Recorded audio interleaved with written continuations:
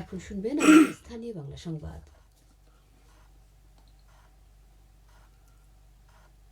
আসসালামু আলাইকুম। বাংলাদেশ বেতার সিলেট সংবাদ পড়ছি মোহাম্মদ মাসুম আহমদ।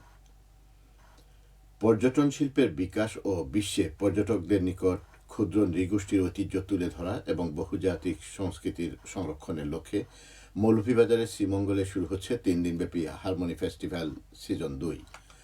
বাংলাদেশ ট্যুরিজম বোর্ড, বেসামরিক বিমান পরিবহন ও পর্যটন মন্ত্রণালয় এবং শ্রীমঙ্গল উপজেলা প্রশাসনের যৌথ আয়োজনে আজ বিকেলে অনুষ্ঠিত উক্ত অনুষ্ঠানে উদ্বোধন করবেন বেসামরিক বিমান পরিবহন ও পর্যটন মন্ত্রী আফরুজা খানম।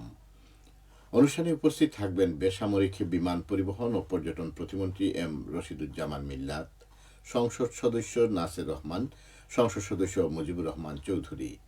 উৎসবে শ্রীমঙ্গল ও কমলগঞ্জ উপজেলার 27টি ক্ষুদ্র নৃগোষ্ঠী অংশগ্রহণ করবে। তাদের নিজস্ব সংস্কৃতি, জীবনধারা, ঐতিহ্যবাহী পোশাক, হস্তশিল্প, খাদ্য ও সাংস্কৃতিক পরিবেশনার মাধ্যমে দর্শনার্থীদের সামনে তুলে ধরবে। খাসিয়ারা দর্শনার্থীদের সামনে তাদের উৎপাদিত পানের গুছি বা আঁটি সাজাবেন। মণিপুরীরা বুনবেন তাঁতের কাপড়। ক্ষুদ্র নৃগোষ্ঠীরা বানাবেন কাঠ ও বাঁশের তৈরি বিভিন্ন সামগ্রী। কুমাররা তৈরি করবেন মাটির জিনিসপত্র। উৎপাদিত এসব সামগ্রী রাখা হবে প্রদর্শনী ও বিক্রয়ের জন্য। উৎসবে ক্ষুদ্র নৃগোষ্ঠীর সাংস্কৃতিক পরিবেশনা, বিনোদনমূলক বিভিন্ন অনুষ্ঠান ও তাদের ঐতিহ্যবাহী পণ্যের প্রদর্শনী, বিক্রয় সহ খাবারের 85টি স্টল বসছে। চলবে প্রতিদিন সকাল 11টা থেকে রাত 9টা পর্যন্ত। আগামী 21 জুন রাতে সমাপনী অনুষ্ঠান অনুষ্ঠিত হবে। মৌলভীবাজারের কুলাউড়া উপজেলার লস্করপুর থেকে লক্ষ্মীপুর এবং শ্রীপুর থেকে বনগাঁও পর্যন্ত 18 কিলোমিটার সড়ক উন্নয়ন প্রকল্পের কাজ এগিয়ে চলছে। এতে ব্যয় হচ্ছে প্রায় 8.5 কোটি টাকা। ইতিমধ্যে প্রকল্পটির 80% কাজ শেষ হয়েছে। বাকি কাজ আগামী আগস্ট মাসের মধ্যে শেষ হবে বলে আশা করা যাচ্ছে। প্রকল্পের আওতায় 7টি কালভার্ট, মাটি ভরাট, রাস্তা প্রশস্তকরণ, আরসিসি ঢালাই ও পিচ সহ আনুষঙ্গিক কাজ অন্তর্ভুক্ত রয়েছে। প্রকল্পটি বাস্তবায়িত হলে মোটরযান সহ জনসাধারণের যাতায়াত সুবিধা ও ব্যবসা বাণিজ্যের সুযোগ সুবিধা বৃদ্ধি পাবে। এলজিডি তা বাস্তবায়ন করছে। এবারে শুনুন কৃষি সংবাদ। টিলার ভাজে ভাজে চাষ হয়েছে দারুণ এক ফল, যা স্বাদে অনন্য, সুস্বাদু আর মিষ্টি।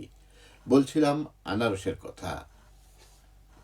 তবে এটি সাধারণ কোনো আনারস নয়, স্বাদ ও বৈশিষ্ট্যে একেবারেই ব্যতিক্রম। এই আনারসের নাম হাসাউরার আনারস, যার রস যেন মধুর মতো ঘন আর মিষ্টি। কৃষি বিভাগ বলছে এই আনারসের প্রচুর চাহিদা থাকায় বিদেশেও রপ্তানির সুযোগ রয়েছে। এ নিয়ে দেখুন আমাদের সুনামগঞ্জ প্রতিনিধির পাঠানো একটি বিশেষ প্রতিবেদন।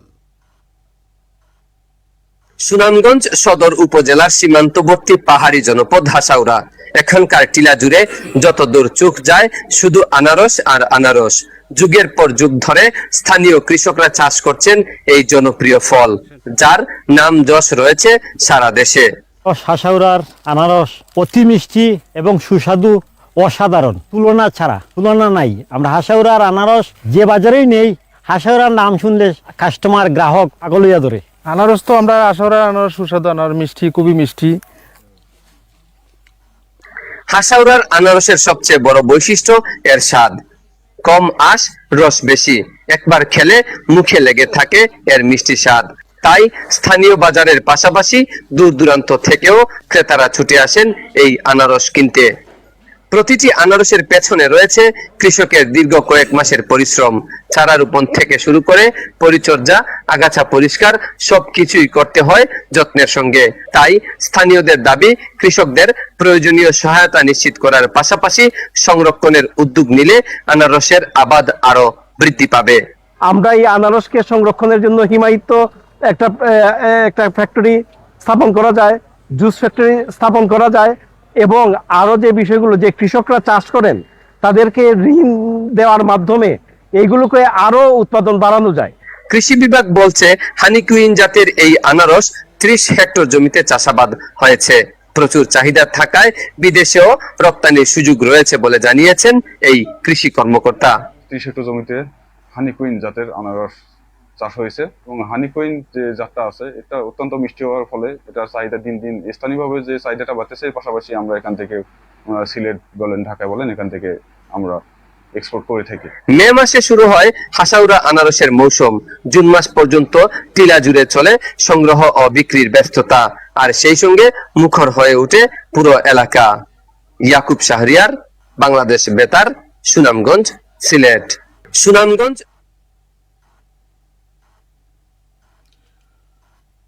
সবশেষে আবহাওয়া বার্তা। রাত 1টা পর্যন্ত পূর্বাভাসে বলা হয়েছে সিলেট ও পার্শ্ববর্তী এলাকায় দক্ষিণ দক্ষিণ পূর্ব দিক থেকে অস্থায়ীভাবে ঘন্টায় সর্বোচ্চ 60 কিলোমিটার বেগে ঝোড়ো হাওয়া বয়ে যেতে পারে। সেই সঙ্গে হতে পারে বৃষ্টি অথবা বজ্রসহ বৃষ্টিপাত। এসব এলাকার নদীবন্দর সমূহকে 1 নম্বর সতর্কতার সংকেত দেখিয়ে দিতে বলা হয়েছে। আর সিলেটে সূর্যোদয় হয়েছে 5:03 এবং সূর্য অস্ত যাবে 6:44। সংবাদ শেষ হলো। আমাদের পরবর্তী স্থানীয় সংবাদ প্রচারিত হবে সন্ধে 7টায়।